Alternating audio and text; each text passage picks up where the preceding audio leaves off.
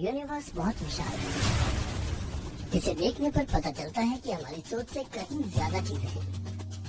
Hubble telescope सिर्फ उतना ही देख सकता है जितना हम अपनी आंखों से देख सकते हैं। जेम्स वेब टेलीस्कोप वो भी देखता है जिसे हबल नहीं देख सकता। कहीं न कहीं एक और अर्थ भी है। ये बात तो पक्की है कि हमें कभी न कभी अपना प्लेनेट छोड़ना पड़ेगा, लेकिन हम जाएंगे कहाँ?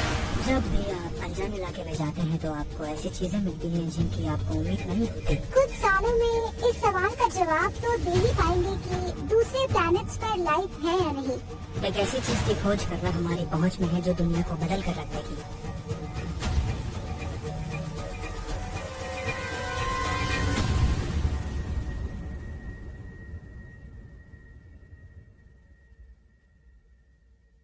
बचपन में पड़ोसी के टेलीस्कोप से चांद को देखकर मैं हैरान रह जाता था।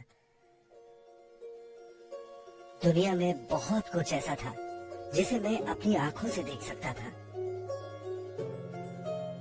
पिछले 400 साल से टेलीस्कोप्स ने यूनिवर्स को देखने का हमारा नजरिया ही बदल दिया है।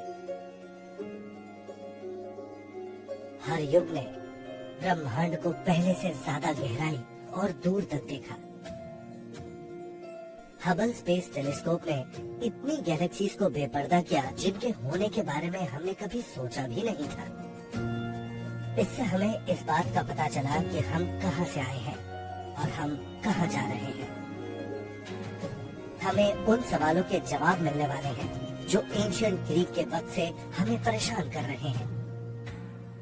क्या हम ब्रह्मांड में अकेले हैं? क्या तारों के बीच कहीं एक और पृथ्वी जैसा ग्रह है? इन सवालों के जवाब देने के लिए हमें चाहिए नए टेलीस्कोप्स और बड़े टेलीस्कोप्स। टेलीस्कोप्स की कहानी बताने के लिए उन लोगों से बेहतर कौन होगा जो सबसे जबरदस्त इंस्ट्रूमेंट बनाने की कोशिश कर रहे हैं, यानी जेम्स वेब स्पेस टेलीस्कोप। हम पहली गैलेक्सीज देखेंगे, पहले तारे देखेंगे। अगर हमारी किस्मत अच्छी रही तो ये टेलीस्कोप पानी के सबूत का पता लगाएगा, जो कि जीने के लिए हमारी पहली जरूरत है। टेक्नोलॉजी की मदद से हम एक और अर्थ का पता लगा सकते हैं। इतिहास में किसी और टेलीस्कोप ने स्पेस को इतनी गहराई से नहीं देखा होगा। जेम्स वेब स्पेस टेलीस्कोप सिर्फ एक मशीन नहीं, वो इंसानियत को एक सफर पर ले जा रही है।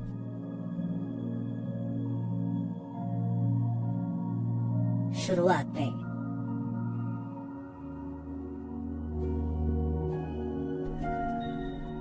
जब हमारे पूर्वजों ने ऊपर आसमान में देखा तो यह जाहिर था कि हर चीज हमारे चारों तरफ घूमती है। हमने सूरज को पूरब से उगते और पश्चिम में ढलते देखा। हमने चांद को आसमान से गुजरते देखा। हम बीच में थे, हमारी पृथ्वी उस ब्रह्मांड के बीच में थी। दिक्कत ये थी कि वो मॉडल थोड़ा पेचीदा हो गया। अगर आप ग्रहों को हफ्तों और महीनों तक लगातार देखते तो वो छोटे छोटे लूप्स बना रहे थे। वो खूबसूरत आर्क्स बनाते हुए सिर्फ गोल गोल नहीं घूम रहे थे, बल्कि छोटे छोटे लूप्स बना रहे थे। ये मॉडल और ज्यादा पेचीदा होता चला गया।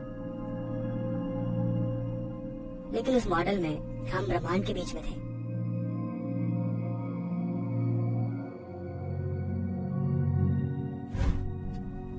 फिर कोपरनिकस आ गया है। उन्होंने कहा ये वाकई बहुत पेचीदा मॉडल है।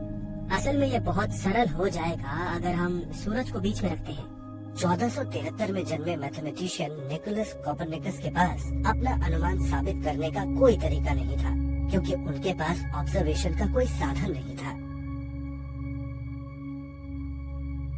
दूसरे एस्ट्रोनॉमर से टकराव के डर से उन्होंने अपने अनुमान को उस साल जाहिर किया जिस साल उनकी मौत हुई। 50 साल बाद 1609 में एक इटालियन साइंटिस्ट ने एक ऐसे डच आविष्कार के बारे में सुना जिससे दूर की चीजें करीब दिखती थी। एक ही दिन के अंदर गैलीलियो ने अपना टेलीस्कोप बना लिया। फिर गैलीलियो ने चांद को देखा। चांद को तब तक एकदम गोल माना जाता था, लेकिन उन्होंने पहली बार देखा कि चांद एकदम गोल नहीं है, उस पर पहाड़ हैं, गड्ढे हैं। उन्होंने मिल्की वे को देखा। मिल्की वे सिर्फ एक बादल नहीं है जो अलग अलग तारों से बना है। जो सबसे अहम चीज उन्होंने देखी वो वाकई क्रांतिकारी थी। वो था जुपिटर को देखना। और उन्होंने रोशनी के 4 छोटे बिंदुओं को देखा और उन्हें तारे मान लिया।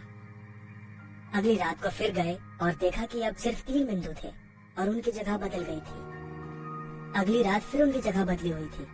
हर रात उन बिंदुओं की जगह बदल जाती थी और तब उन्हें एहसास हुआ कि वो तारे नहीं थे, बल्कि वो जुपिटर का चक्कर लगाते चांद थे। हर चीज पृथ्वी के चारों तरफ चक्कर लगानी चाहिए थी, जबकि ये इस बात का सबूत था कि ऐसा नहीं था। और उन्हें एहसास हुआ कि प्राचीन लोग गलत थे, बस कोपरनिकस सही थे। पूरी दुनिया इस खूबसूरत सरल हकीकत को मान गई कि हमारी पृथ्वी सूरज का चक्कर लगाती है।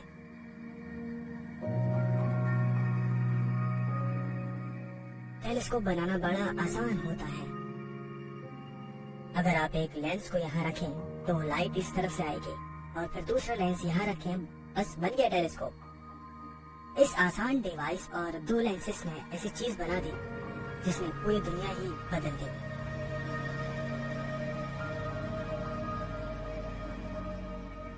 वेब टेलीस्कोप हबल टेलीस्कोप से 100 गुना ज्यादा ताकतवर है। उसके मिरर्स इतने सटीक हैं कि मान लीजिए अगर उस मिरर को न्यूयॉर्क से कैलिफोर्निया तक फैलाया जाए तो उसके बीच किसी भी पहाड़ी या घाटी की जगह में 3 इंच से ज्यादा फर्क नहीं आएगा।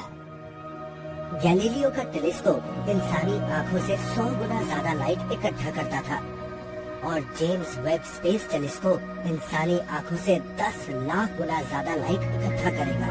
लाइट इकट्ठी करने के लिए वेब टेलीस्कोप में गैलीलियो के लेंसेज का नहीं, बल्कि एक अलग जीनियस की तकनीक का इस्तेमाल किया गया है। सन 1668 में 26 साल का होने तक आइजैक न्यूटन ने कैलकुलस और ग्रेविटेशन के नियम का आविष्कार कर लिया। उन्होंने एक नए तरह का टेलीस्कोप भी बनाया जिसे कहते हैं रिफ्लेक्टर। न्यूटन ने कहा कि अगर टेलीस्कोप में लेंस के बजाय आईने का इस्तेमाल किया जाए तो सभी वेवलेंथ्स आईने से ठीक उसी तरह रिफ्लेक्ट होंगी, इसलिए उसके सारे रंग भी उसी तरह आएंगे और वो सब ठीक एक ही सटीक फोकस पर आएंगे और उसकी बदौलत हम आखिर में बड़ी बहुत बड़ी टेलीस्कोप बना सकेंगे, जिससे हम ज्यादा से ज्यादा लाइट इकट्ठी कर सकें और ब्रह्मांड में आगे बहुत आगे देख पाएं। तभी से सबसे ताकतवर टेलीस्कोप्स ने इस आसान डिजाइन का इस्तेमाल किया है। Hubble space telescope, James Webb telescope, ये सभी रिफ्लेक्टिंग टेलीस्कोप हैं। अगर हम जेम्स वेब टेलीस्कोप न्यूटन को दिखाते तो वो उसे बस एक टेलीस्कोप ही मानते। थोड़ा हैरान जरूर होते कि हम उसे स्पेस में उड़ा रहे हैं, लेकिन वो उसे एक आम टेलीस्कोप ही मानते।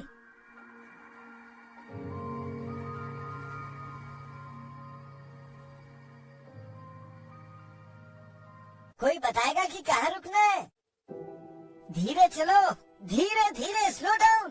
टेलीस्कोप के बारे में सोचते ही मिरर का ख्याल आता है, क्योंकि वही टेलीस्कोप का बेजोड़ हिस्सा होता है। एस्ट्रोनॉमर्स को बस उसी से मतलब होता है।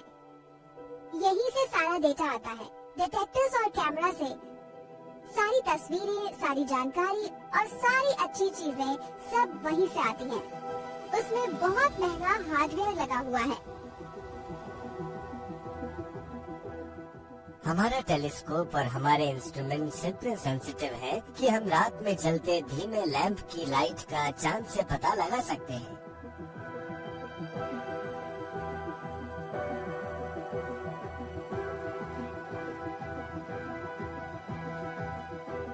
हम बहुत छोटी चीजों का भी पता लगा सकते हैं, जैसे मोमबत्ती, माचिस, जलती हुई चिंगारी। मुझे पता है कि अगर आप रेडिएंट हीट निकाल पाते, जो कि इंसान की करीब 80 से 100 वॉट्स होती है, तो हम आसानी से उसका पता लगा लेते।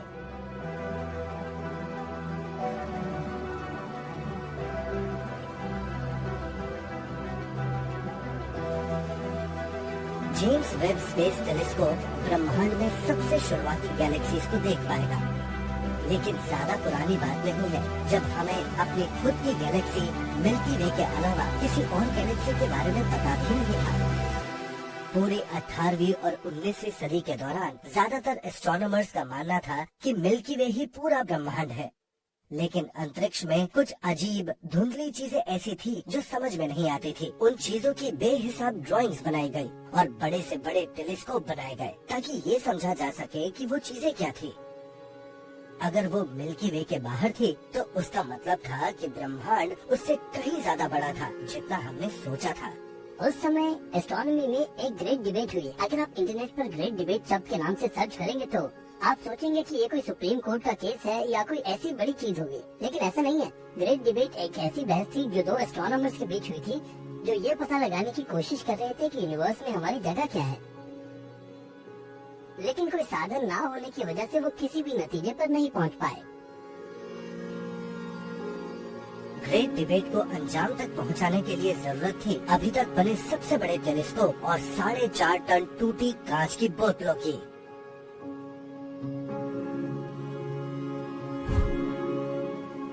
वेब टेलीस्कोप का मिरर इतना बड़ा है कि हमें उसे फोल्ड करना पड़ता है। हम उसे छोटे छोटे हिस्सों में काट लेते हैं ताकि हम उसे फोल्ड कर सकें और ऑर्बिट में उसे खोल सकें। इतना बड़ा टेलीस्कोप बनाने की जरूरत आपको तभी पड़ेगी अगर आप यूनिवर्स में बहुत धुंधली और सबसे शुरुआती गैलेक्सीज को देखना चाहते हैं। जब शीशे के 18 हिस्सों को आखिर में कार्बन फाइबर बैकप्लेन पर लगाया जाता है तो वो सब एक साथ काम करेंगे ताकि एक से दूसरे छोर तक 21 फुट से ज्यादा का करीब करीब सटीक ऑप्टिकल सरफेस बना सके। 100 साल पहले ग्रेट डिबेट के वक्त एक से दूसरे छोर तक 8 फुट का शीशा बनाना ही बड़ा मुश्किल होता था।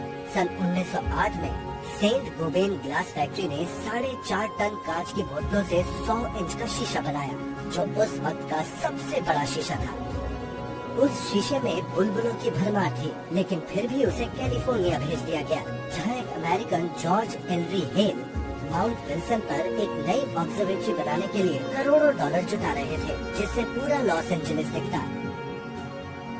मास्टर पॉलिशर ने शीशे को लेकर काफी शिकायत की, लेकिन वो शीशा इतना अच्छा साबित हुआ कि उसने ब्रह्मांड के हमारे अनुमान में क्रांति ला दी और एल्बर्ट आइंस्टाइन को अपने इक्वेशंस में सुधार करने पर मजबूर कर दिया।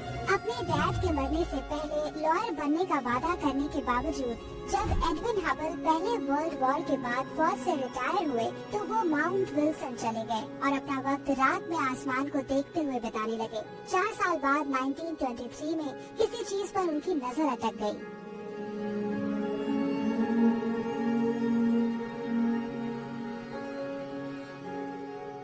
एडविन हबल ने 100 इंच के टेलीस्कोप का इस्तेमाल किया जो समय का सबसे ताकतवर टेलीस्कोप था। वो हर रात ऑब्जर्वेटरी जाते और फोटोग्राफी प्लेट्स साथ ले जाते।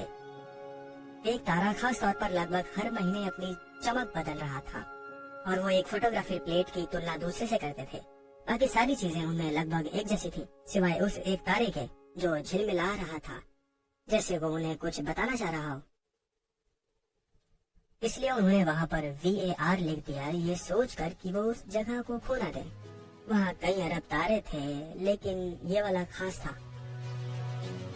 अगर हमें किसी चीज के पास होने पर उसकी चमक का पता हो तो हम उस जैसी चीज की चमक में आई कमी को मापकर उसकी दूरी माप सकते हैं। हबल ने एंड्रोमेडा में उस बदलती चमक वाले तारे के साथ यही किया। उन्होंने पता लगाया कि एंड्रोमेडा मिल्की वे का हिस्सा नहीं हो सकता। वो असल में 25 लाख लाइट ईयर्स दूर था। वो एकदम अलग गैलेक्सी होनी चाहिए थी, एक आइलैंड यूनिवर्स। पता चला कि एस्ट्रोनॉमी में सबसे बड़ा चैलेंज ये पता लगाना है कि सारी चीजें कितनी दूर हैं। हम टेलीस्कोप से चीजें देखते हैं लेकिन वो कितनी दूर है। वो तीसरा डिमेंशन यानी उस विजुअल की डेप्थ कितनी है ये जान पाना बहुत मुश्किल था, लेकिन हबल ने ये काम आसान कर दिया और हमें पता चला कि स्पाइरल नेबुला वो तो मिल्की वे के बाहर है। हबल ने एक अकेले तारे को देखा, वेरिएबल 1, और फौरन इस अहम सवाल का जवाब दे दिया, क्या हमारी गैलेक्सी इकलौती है या यूनिवर्स उनसे भरा पड़ा है? मैं तो कहूँगा कि सूरज के बाद यूनिवर्स में वो मेरा फेवरेट तारा है। मतलब ये समझने का कोई तरीका नहीं था कि स्पेस कितना बड़ा है। इस बात ने लोगों के होश उड़ा दिए जब हम उन दूरियों का हिसाब लगाने लगे जिनकी हम बात कर रहे हैं, यानी एस्ट्रोनॉमिकल दूरियों की। और उन्होंने एस्ट्रोनॉमी में ग्रेट डिबेट को अंजाम तक पहुंचाया और यूनिवर्स का फैलाव जबरदस्त रूप से बढ़ता गया। टेलीस्कोप का इतिहास हमें ये सिखाता है कि हम उतने खास नहीं हैं। जब भी हमने यूनिवर्स की तरफ देखा, हमारी अहमियत और भी कम होती चली गई और हमें पता चला कि यूनिवर्स में उससे भी कई ज्यादा चीजें हैं। एडविन हबल ने हमें दिखाया कि ब्रह्मांड भी फैल रहा था और ये बड़े हैरत की बात थी, क्योंकि आइंस्टाइन ने कहा था कि ब्रह्मांड नहीं फैल रहा। आइंस्टाइन को लगा कि ब्रह्मांड नहीं फैल रहा होगा और उसे रुका हुआ बनाने के लिए उन्होंने अपनी इक्वेशन में बदलाव किए। एडविन हबल ने दिखाया कि गैलेक्सीज असल में एक दूसरे से दूर जा रही थी। आइंस्टाइन ने खुद माना कि उनकी अब तक की सबसे बड़ी गलती थी। यूनिवर्स का फैलना एक जबरदस्त खुलासा था, क्योंकि उसका मतलब वो शुरुआती वक्त से था जब सारी गैलेक्सीज एक साथ आसपास थी। उसका मतलब था बिग बैंग।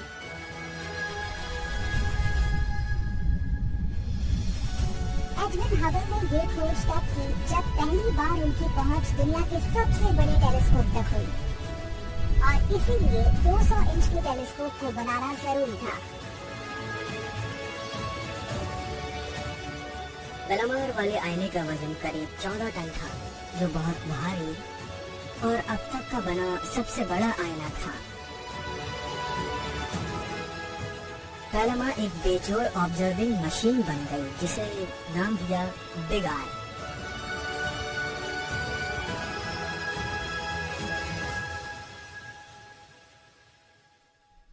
लेकिन इस शानदार मशीन में, जिसे और बेहतर बनाने के तरीके के बारे में कोई नहीं सोच सका, इसमें एक बुनियादी समस्या थी जो पृथ्वी पर ही थी। ये बात किसी एस्ट्रोनॉमर के मुंह से ही सुनेंगे, लेकिन इस हवा जिसे हम अंदर खींचते हैं उससे हम छुटकारा पाना चाहते हैं, क्योंकि जिन तारों को हम देख रहे हैं उन तस्वीरों को हवा धुंधला बना देती है। और इसीलिए लायमन स्पिट्जर ने सुझाव दिया कि एक बड़े टेलीस्कोप को स्पेस में लगा दिया जाए, यानी कि अर्थ के एटमॉस्फेयर के ऊपर।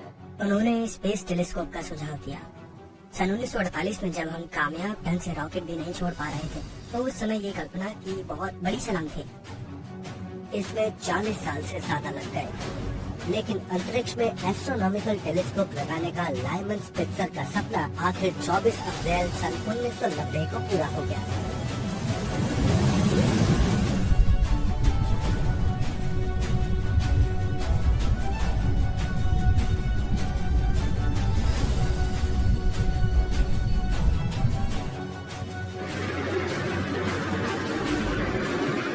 आखिर हमने अपना स्पेस टेलीस्कोप बना लिया, उसे शटल पर रखा गया और अंतरिक्ष में छोड़ दिया गया। सब बड़ी बेसब्री से फिल्म के आने का इंतजार कर रहे थे। आज रात 2 अरब की कीमत के हबल स्पेस टेक्नोलॉजी में बड़ी दिक्कत आ गई। हैरान परेशान अधिकारियों को बताना पड़ा कि हबल टेलीस्कोप पर लगा फोटो सिस्टम खराब है। हबल ठीक तरह से काम नहीं कर रहा। हबल स्पेस टेक्नोलॉजी का एक शीशा सही तरह से नहीं बनाया गया था। उससे मेरी तस्वीरें धुंधली थी। शीशे में बहुत भारी कमी थी। उस 94 इंच के शीशे का किनारा इंसान के बाल की चौड़ाई के अंश जितना खिसका हुआ था। बस यही कमी थी। लकीली हबल स्पेस टेलीस्कोप सिर्फ 8 मिनट की दूरी पर था। उस ऑर्बिट तक पहुंचने में शटल को सिर्फ 8 मिनट लगते हैं, यानी उसे ठीक किया जा सकता था। और उसे ठीक करने के लिए एस्ट्रोनॉट्स कई बार वापस भी गए। स्टोरी मसग्रेव और जेफ हॉफमैन को दरवाजे बंद करने थे, लेकिन दरवाजे बंद नहीं हुए। आखिर में उन्हें एक हाथों से चलाई जाने वाली रिंच का सहारा लेना पड़ा, उस ट्रैप का जिसे आप खींचते हैं, और उन्होंने उसे उससे एक साथ बांध दिया। अगर दरवाजे टूट जाते तो हबल की कहानी खत्म हो जाती, लेकिन शुक्र है दरवाजे बंद हो गए। जब वो पहली तस्वीरें आई तो वो हमारी उम्मीद से कहीं ज्यादा बेहतरीन थी। और वहीं से हबल का दुनिया बदलने का सफर शुरू हुआ।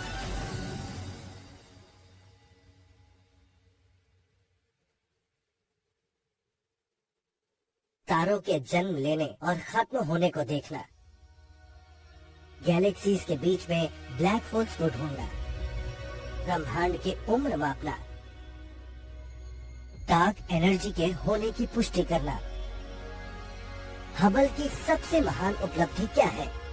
अगर ये सवाल एस्ट्रोनॉमर से भरे कमरे में पूछ ले तो एक और ग्रेट डिबेट शुरू हो जाएगी। लेकिन ये बात सब मानते हैं कि हबल इतिहास का एक बेमिसाल साइंटिफिक इंस्ट्रूमेंट है। हबल स्पेस टेलीस्कोप एस्ट्रोनॉट्स के लिए बहुत मायने रखता है और खासकर एस्ट्रोनॉमर्स के लिए भी। मैं अपने 5 स्पेस शटल मिशंस में से 3 में हबल स्पेस टेलीस्कोप गया, वो भी आखिरी थे। और वहाँ काम खत्म हो जाने पर मैंने उसे सलाम देकर कहा, गुड लक मिस्टर हबल, क्योंकि मुझे पता था कि मैं उसे फिर कभी नहीं देख पाऊंगा। क्या हबल से ली गई कुछ ऐसी इमेजेस हैं जो आपके लिए बहुत मायने रखती हैं, जो आपको बहुत अच्छी लगती हैं? ऐसी बहुत सी फेवरेट इमेजेस हैं, जिसमें से पहली वो है जब मैं हबल की सर्विसिंग के लिए गया था और उनसे ये साबित हुआ कि मैंने हबल को कोई नुकसान नहीं पहुंचाया। हबल की सबसे शानदार तस्वीर लॉन्ग टाइम एक्सपोजर है, जिसे डीप फील्ड कहते हैं। हबल डीप फील्ड एक बेजोड़ खोज थी। हमें नहीं पता था कि स्पेस में और क्या है, तो सोचा देखें अगर कुछ नजर आ जाए। हबल स्पेस टेलीस्कोप के दूसरे डायरेक्टर ने कहा, पता है हबल ब्रह्मांड को और गहराई से देख रहा है। मैं सोचता हूँ क्या होगा अगर हम आसमान की सिर्फ एकदम खाली हिस्से में जाते और फिर देखें कि हमें क्या मिलता है। और उन्होंने फैसला किया कि टेलीस्कोप का रुख आसमान के एक अकेले खाली हिस्से पर कर दे, जो पीने वाले स्ट्रॉ से ज्यादा बड़ा ना हो। ये आसमान का वो हिस्सा था जिसे उन्होंने हबल स्पेस टेलीस्कोप से देखने का फैसला किया। कि उस अकेली खाली जगह को 10 दिन तक लगातार देखने के बाद पता लगाए कि क्या होता है। काफी लोगों ने कहा कि वो सनकी है, टेलीस्कोप का वक्त बर्बाद कर रहे हैं, लेकिन टेलीस्कोप को घुमाकर 10 दिनों तक सिर्फ एक ही जगह देखा गया, जिसमें उस वक्त हमारे सबसे लेटेस्ट कैमरे लगे हुए थे। और सब लोग हैरान रह गए जब उन्होंने आसमान की उस खाली हिस्से की तस्वीर देखी, जिसमें आसमान की उस एक जगह में 10,000 गैलेक्सीज थी। किसी को नहीं पता था कि ब्रह्मांड के उस हिस्से में इतनी सारी गैलेक्सीज हैं जिन्हें हम देख सकते हैं। अगर आप हबल डीप फील्ड को देखें तो उनमें से लाइट के सिर्फ 3 पॉइंट्स हैं जो तारे हैं। उस तस्वीर में लाइट के बाकी पॉइंट्स गैलेक्सीज हैं। यानी आसमान के उस स्ट्रॉ जितने हर छोटे हिस्से में 10,000 गैलेक्सीज हैं। गैलेक्सी में लगभग 100 अरब तारे हैं। अगर आप पूरे आसमान का हिसाब लगाएं तो देखने लायक गैलेक्सीज में अनगिनत तारे मौजूद हैं। अब मैं हिसाब नहीं लगाऊंगा कि कुल मिलाकर कितने तारे हैं, लेकिन 10 के आगे 22 जीरो जितने हैं। डीप फील्ड ने हबल की हद तय कर दी जहां तक वो देख सकता है। ब्रह्मांड में गैलेक्सीज की तस्वीर को पूरा करने के लिए हमें एक नए तरह का टेलीस्कोप चाहिए जो नजर आती चीजों के पार देख सके।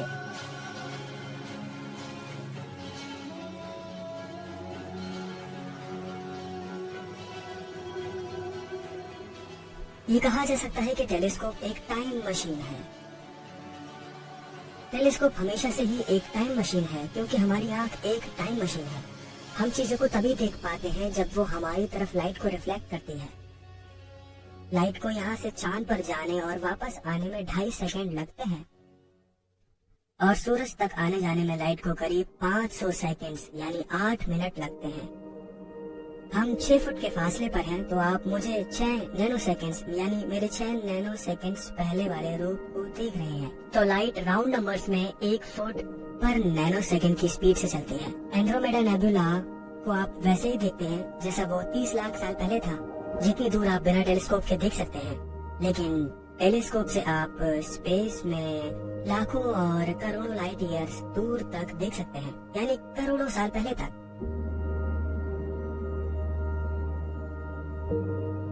बेशक अब वो वहाँ से बहुत दूर जा चुकी है जहाँ हमने उन्हें पहले देखा था, तो अब वो चीजें वहाँ नहीं है। वो अब कुछ और करने चली गई हैं। यूनिवर्स के कुछ हिस्से हम कभी नहीं देख पाएंगे, क्योंकि वो इस समय हमसे बहुत दूर जा रहे हैं, और वो इतनी तेजी से हमसे दूर चले जाएंगे कि वहाँ से लाइट कभी यहाँ नहीं पहुँच पाएगी।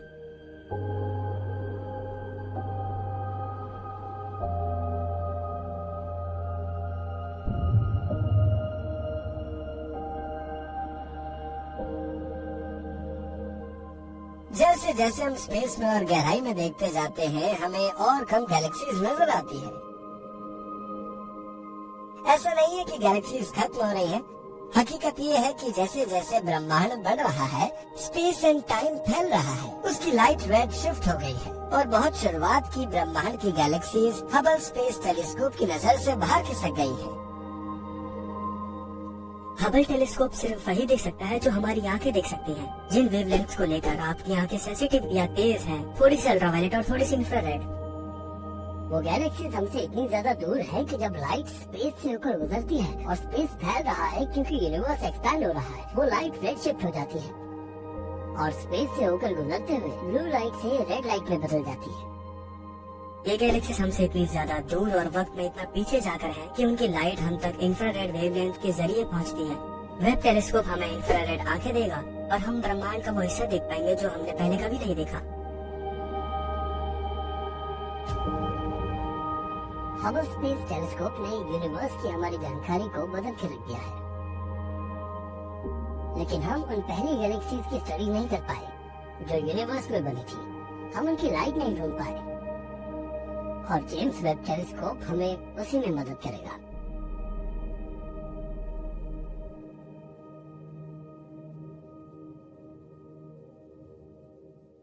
मैं कंटेमिनेशन कंट्रोल टीम का हिस्सा हूँ, लेकिन यहाँ मैकेनिकल टीम भी है, प्रपल्शन है, सनशील्ड है, स्पेसक्राफ्ट भी है। क्या इस मेम्ब्रेन का आकार सही है? क्या यूपीएस क्लैमशेल जो सनशील्ड के ऊपर जाने पर उसे चारों तरफ से ढकेगा, वो सही मटेरियल का है? क्या वो सही जगह पर टिकाए रखेगा? क्या वो मेम्ब्रेन्स को लॉन्च करने पर उन्हें सिकुड़ने से रोकेगा? मुझे इन सब बातों का भी ख्याल रखना पड़ता है। ये पहली बार है जब हमने इतना हल्का शीशा मंगाया है और ये पहली बार है जब हम फैलने वाला टेलीस्कोप बना रहे हैं। टेम्परेचर के लिए हमारे प्रोफाइल्स क्या क्या है? कूल डाउन के लिए साइरो स्ट्रेंथ कितनी है? अब जो एक्चुएटर्स आप यूज कर रहे हैं वो ज्यादा सटीक हैं क्योंकि हमने अलग अलग शीशों को एक सीट में लगाया है। क्या वो टिक पाएगा? अपनी मजबूती बनाए रख पाएगा? क्या वो सीधा रहेगा? सिर्फ सनशील्ड में ही 137 रिलीज डिवाइसेस हैं। मेरे ख्याल से कुल मिलाकर पूरे स्पेसक्राफ्ट में 187 या 189 रिलीज डिवाइसेस होंगे, यानी गड़बड़ होने के काफी चांसेस हैं। हर कदम पर जांच होती है, लेकिन ये स्पेसक्राफ्ट इतना बड़ा है कि पता ही नहीं चलता कि कौन सी कदम छूट गए हैं, और ये सबसे बड़ी दिक्कत है, पता नहीं चलता कि क्या छूटा। मैं आपको ये बताना चाहता हूँ कि तकनीकी रूप से इस टेलीस्कोप को बनाना बहुत मुश्किल था। जो एक बात मुझे सबसे ज्यादा डराती है वो है सोचने में नाकामी। ऐसी कोई चीज सोचने में नाकाम होना जिसे हम जमीन पर ही ठीक करते थे। मुझे बस इसी बात का डर रहता है। हम नहीं चाहते कि वेब टेलीस्कोप के टेलीस्कोप वाले हिस्से पर जरा भी रोशनी पड़े। जो लाइट हमें चाहिए वो इंफ्रारेड में है, इसलिए इंफ्रारेड सिग्नेचर का पता लगाने के लिए इसका ठंडा होना बहुत जरूरी है, वरना ये बस अपने आप को ही मेजर कर लेगा। इसलिए हमें इसे ठंडा रखना होगा, क्योंकि स्पेस में जो चीज गर्म होगी वो है इलेक्ट्रॉनिक्स जो इसमें लगे हैं, और बहुत तेज रोशनी जो सूरज की होगी। हम खुद को अंधा नहीं करना चाहते और इसलिए हम सैटेलाइट को पृथ्वी से काफी दूर रखेंगे ताकि उस पर पृथ्वी से आने वाली गर्मी का असर ना पड़े। हम उसे सूरज के रास्ते में नहीं ले जाएंगे और इसलिए हम उसे उस ऑर्बिट में ले जाएंगे जिसे कहते हैं अर्थ सन एल्टो पॉइंट, जो पृथ्वी और सूरज से लाखों मील दूर है।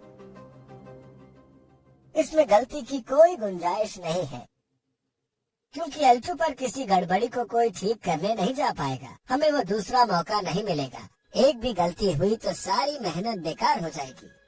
हमें बस एक मौका मिलेगा। पृथ्वी से लाखों मील दूर सब कुछ ठीक होना चाहिए।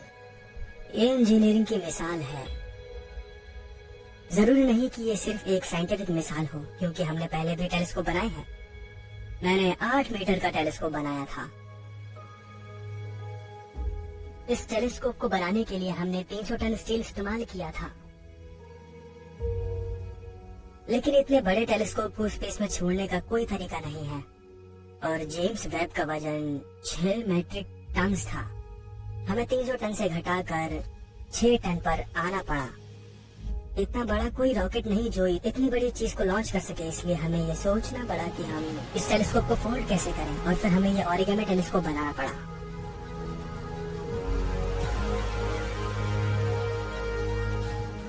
इस टेलीस्कोप को असल में चलाने के लिए 300 या 400 अलग अलग ऑपरेशंस हैं जिनका होना जरूरी है। एक विशाल सनशेड का खुलना जरूरी है जो टेनिस कोर्ट जितना बड़ा है। इस मोड़ पर मामला बड़ा नाजुक हो जाता है क्योंकि अब हर चीज बहुत जल्दी ठंडी होने लगती है, इसलिए हमें टेलीस्कोप को जल्दी खोलना होगा इससे पहले कि वो बहुत ठंडा हो जाए और उसका जोड़ जम जाए। फिर हमें शीशों को खोलना होगा, उसके बाद इंस्ट्रूमेंट्स को चालू करना होगा और इनमें से हर एक चीज को पहली बार नहीं एकदम ही सही ढंग से काम करना होगा। इस टेलीस्कोप को चलाने का हमें सिर्फ एक मौका मिलेगा। अगर छोटी सी भी गलती हो गई तो यह मिशन फेल हो सकता है।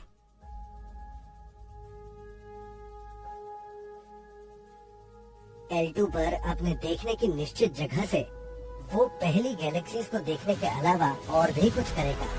वो डस्ट क्लाउड्स के पार ऐसी जगहें भी देख सकेगा जहाँ तारों का जन्म होता है, और वो हमारे लिए खास अहमियत रखने वाली छोटी छोटी चीजों की छानबीन भी करेगा, यानी एक्सोप्लैनेट्स की।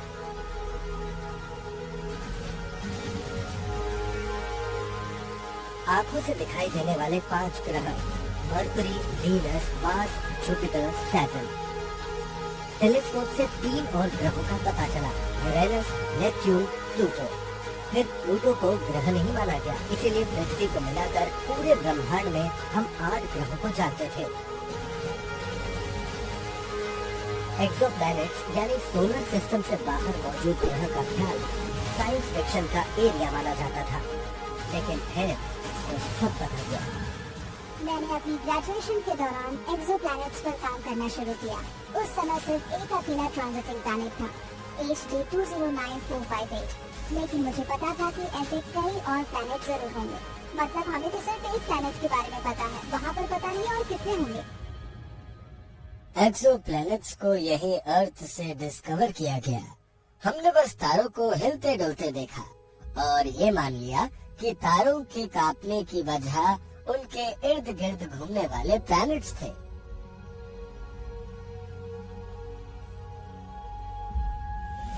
शुरुआती ग्रह जो मिले वो बड़े जुपिटर्स थे, जिनकी वजह से तारे हिलते डुलते थे और उसी से हम उनका पता लगा लेते थे।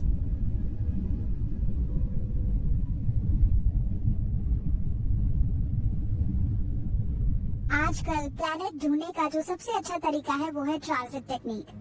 अगर आपकी किस्मत अच्छी रही तो आपको प्लैनेट तारों के सामने से गुजरता नजर आएगा। ऐसा होने पर तारा कम चमकता है। जुपिटर हमारे सूरज के 10वें हिस्से जितना बड़ा है। अगर वो जुपिटर के बराबर है तो प्लैनेट तारे के 100वें हिस्से जितना चमक को रोक देगा। अगर वो प्लैनेट अर्थ जितना बड़ा है तो वो 10,000वें हिस्से जितनी चमक को रोक देगा।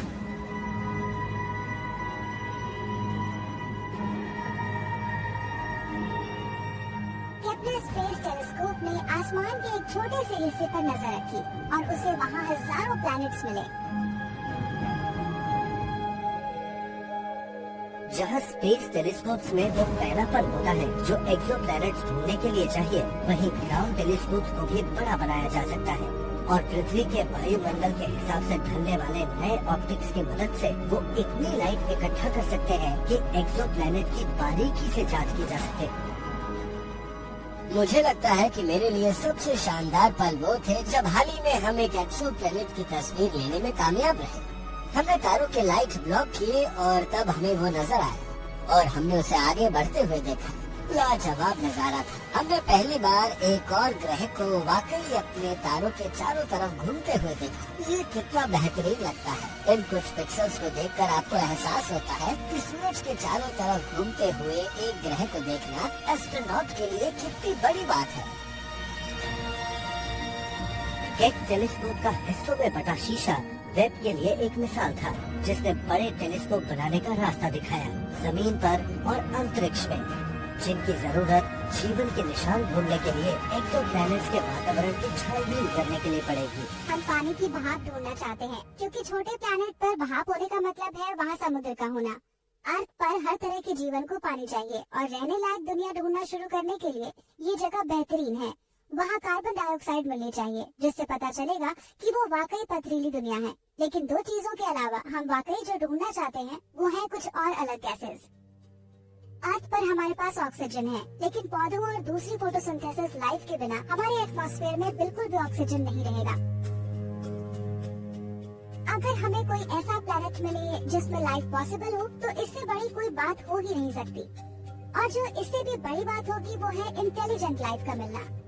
मेरा अपना मानना है कि यूनिवर्स में कहीं कहीं जगहों पर लाइफ है और मेरे पास एक ऑब्जर्वेशनल एविडेंस भी है, जो ये है कि जैसे यहाँ पृथ्वी पर कॉमेट्स और एस्टेरॉइड्स का बरसना बंद हुआ, हमें पृथ्वी पर फॉसिल लाइफ के सबूत मिले। ये सबूत है कि वो सब बहुत जल्दी हुआ तो शायद वो बहुत आसानी से भी हुआ होगा। क्या हम उन्हें ढूंढ सकते हैं? शायद ढूंढ लें। क्या मेरे जीते जी? ये तो नहीं पता। मुझे काफी हद तक यकीन है कि सोलर सिस्टम के पार लाइफ है। ऐसी तमाम जगह हैं जहां लाइफ हो सकती है। अगर आप हमारे शरीर में 10 सबसे आम केमिकल एलिमेंट्स को देखें, तो वो ब्रह्मांड में पाए जाने वाले 10 सबसे आम केमिकल एलिमेंट्स ही हैं।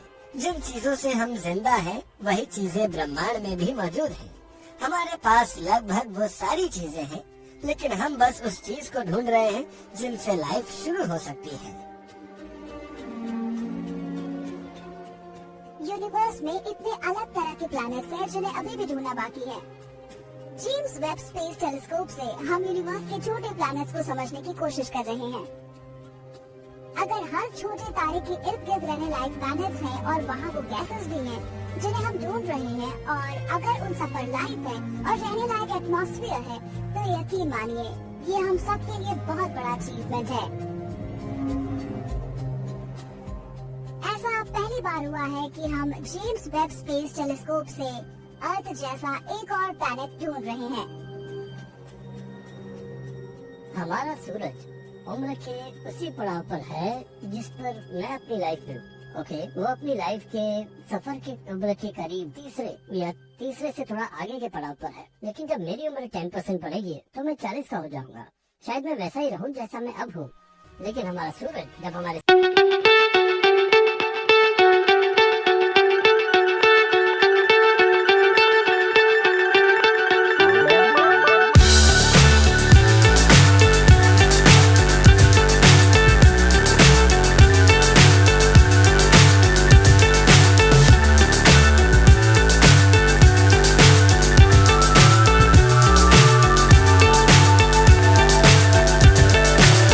so high I'm hypnotized. What's up is down, what's left is right. Chasing stars and holding you. I can't see the end, but we'll see it through.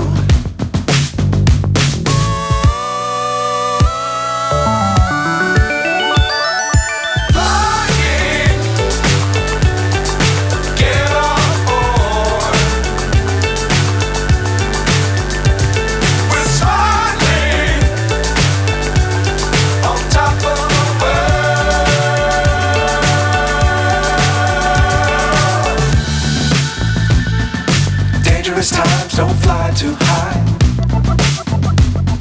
Be sure to keep the ground in sight. Fly forever if you keep it tight. Love the world but keep the sky on your mind.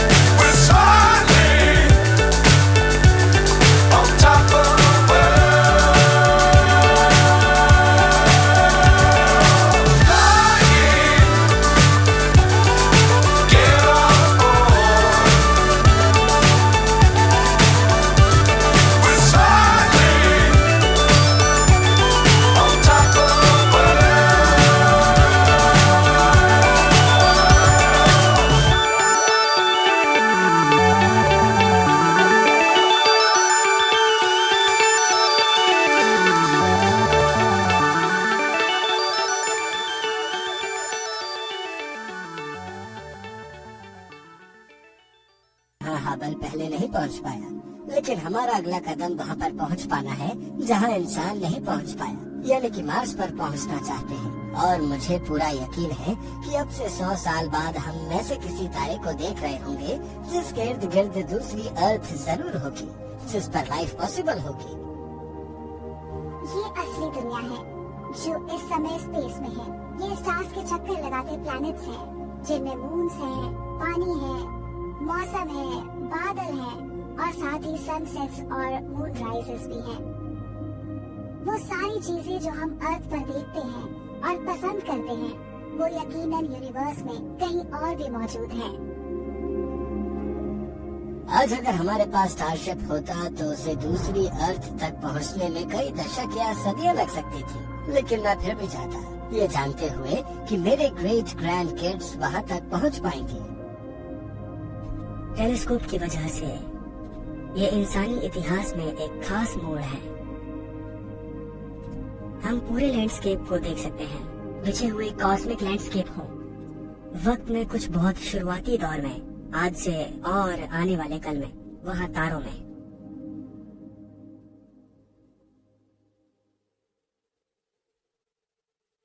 अब रात के आसमान को देखने का लोगों का नजरिया बदल गया है। अब वो जानते हैं कि हर तारे के इर्द गिर्द वाकई कम से कम एक ग्रह है।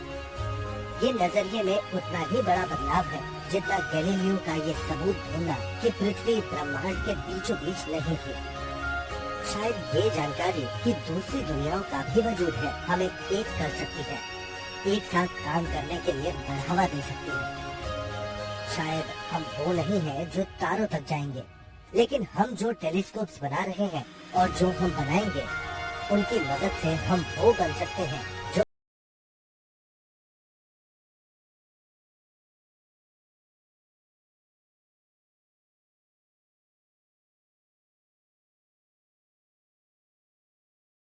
अक्टूबर सन 2018 में लॉन्च किया जाएगा।